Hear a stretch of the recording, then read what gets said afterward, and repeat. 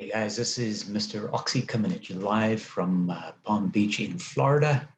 It is Tuesday, it is October 26th, and what I am going to do in this video is talk a little bit about Occidental Petroleum, your favorite stock and mine, CDP scores, which maybe, like me, you were not familiar with until you perhaps started watching this particular video, and dark money. So let's get right into it and see what's going on here. And I'll share with you what it is that I've been up to and what I have been looking at. So a couple of months ago, I made a video saying, Occidental, where does it go next? What's next, $15 or $30? And I was kind of looking back and thinking to myself, like, I wonder what's happened since that time. Now, obviously, I check Occidental's stock price pretty much every day. In fact, I check it a few times a day. But that was the last video I made. I've made a few videos like this before. Where's Oxy going next? You know, $12.24 or $15, $25, $35, whatever. But the last one I did was what's next for Occidental, 15 or 30.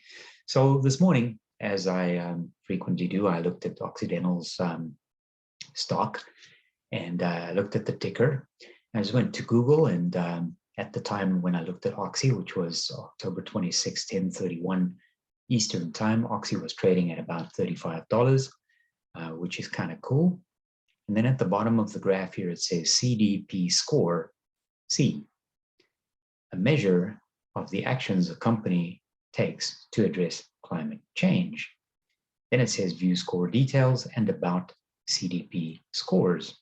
Now, I have kind of seen this before, but I wasn't paying too much attention to it. So I thought, why don't we just take a closer look and see exactly what this CDP thing is. CDP, Disclosure Insight Action. I guess they didn't want to call it DIA, but CDP is what they are called. They're headquartered in London. CDP is a not-for-profit charity. A not-for-profit and a charity is synonymous, so there's kind of duplicity. That runs the global disclosure system for investors, companies, cities, states, and regions to manage their environmental impacts.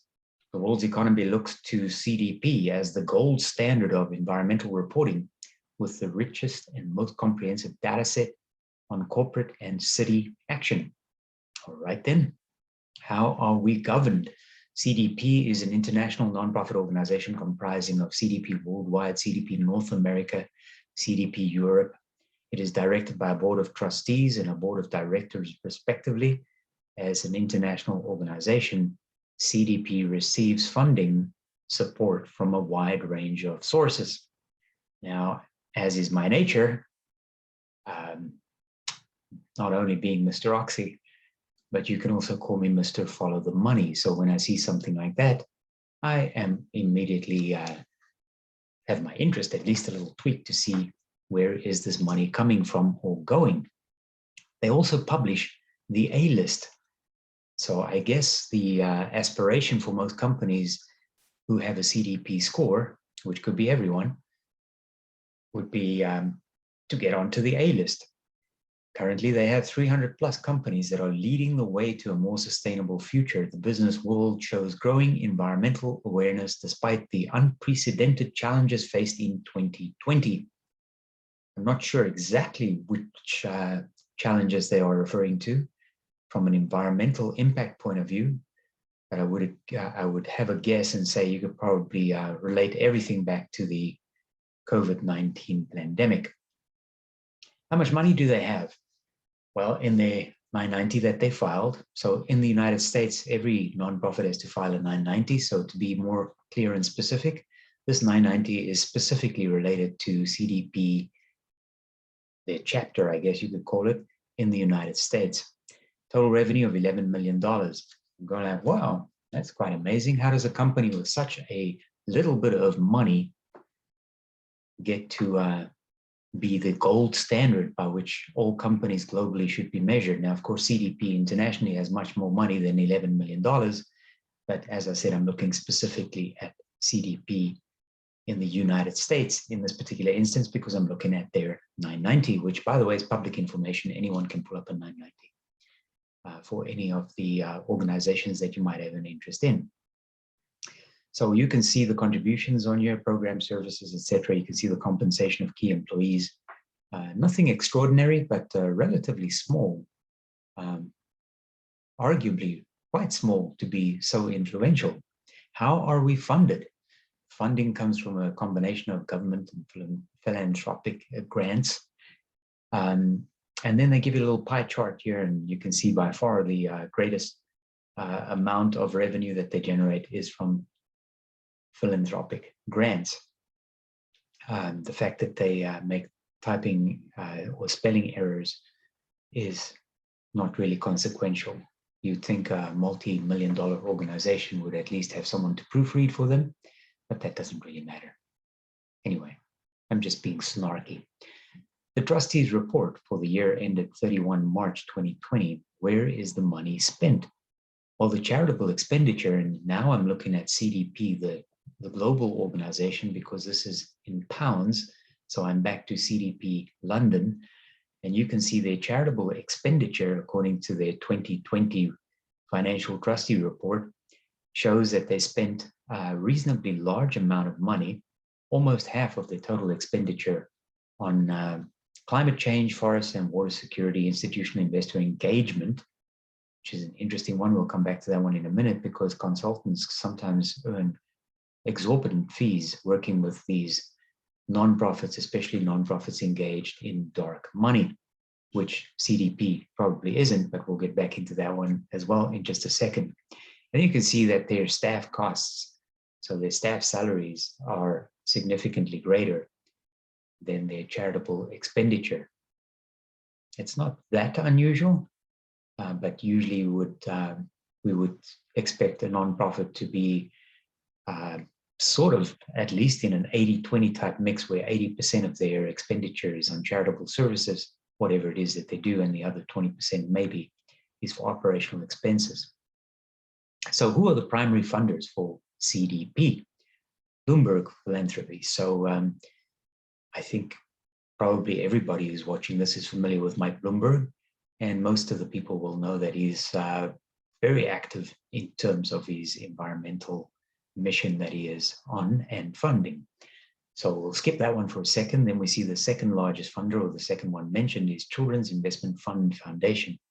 So that's an interesting one from the point of view that CIFF is the world's largest philanthropy that focuses specifically on improving children's lives. So you can quite justifiably argue that if you're focusing on improving children's lives, you would probably have a significant focus on the environment and the environmental impact of certain companies.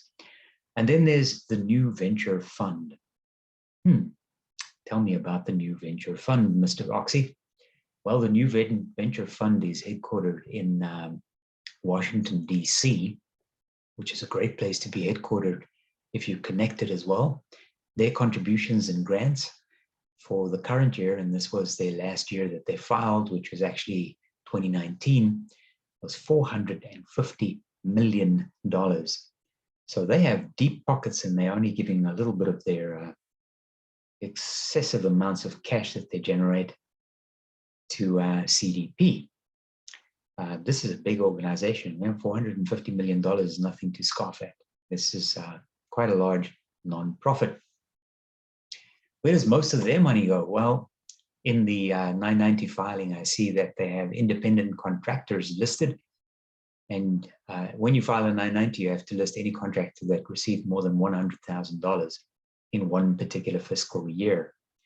Arabella Advisors LLC in Connecticut Avenue, Washington, D.C., was the beneficiary or recipient of $23 million for that reporting period.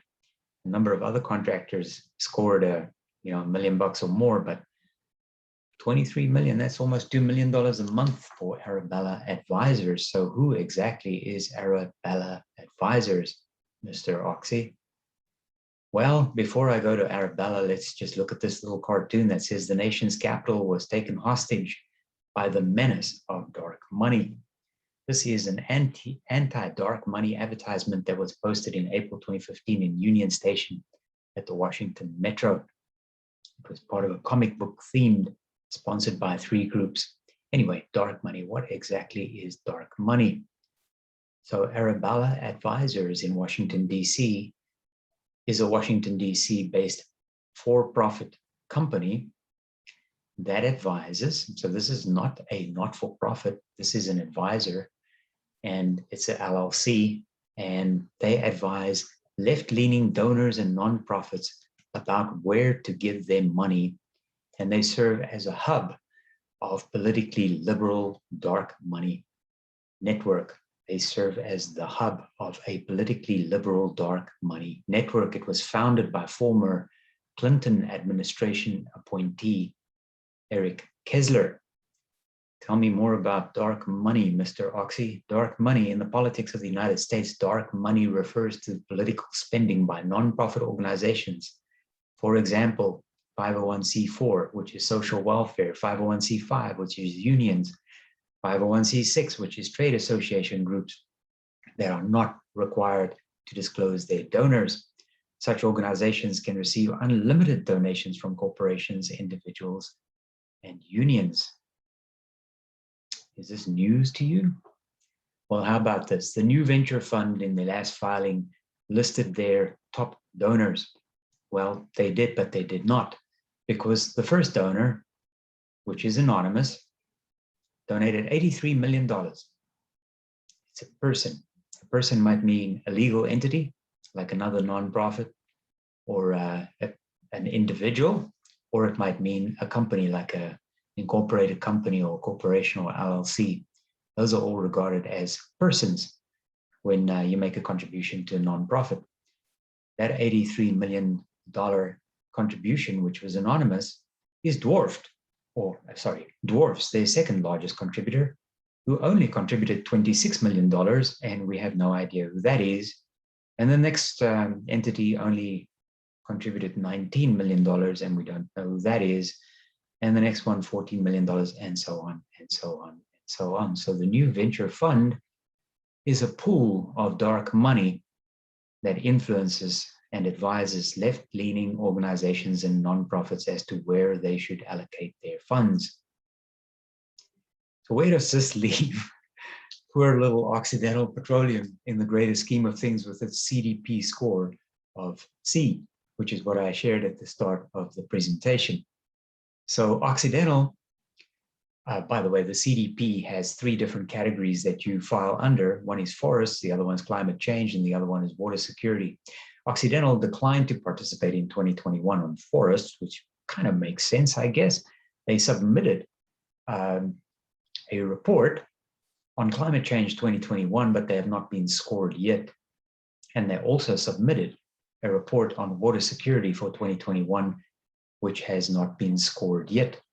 The last time Occidental, in this case Anadarko, was scored was in 2020, which would have been for the year prior, where Anadarko scored C for climate change and a B- for water security 2020. So interesting that these organizations feel obligated or obliged to submit a response in order to get rated for the CDP score purposes. That's very, very influential if you think about it, especially, as I said earlier on, for an organization whose US chapter has such a little bit of money. But I guess, if you Mike Bloomberg, you can influence the media, because most of the media is basically just owned by 5 or 6 conglomerates anyway, and they're all hand in pocket with one another. So that influence is deep. Oxy, Forest 2020, no response. They scored 4 Fs, which is kind of interesting. Right at the bottom, it says an F does not indicate a failure in environmental stewardship, except for the fact that they get 4 Fs, they don't only get 1.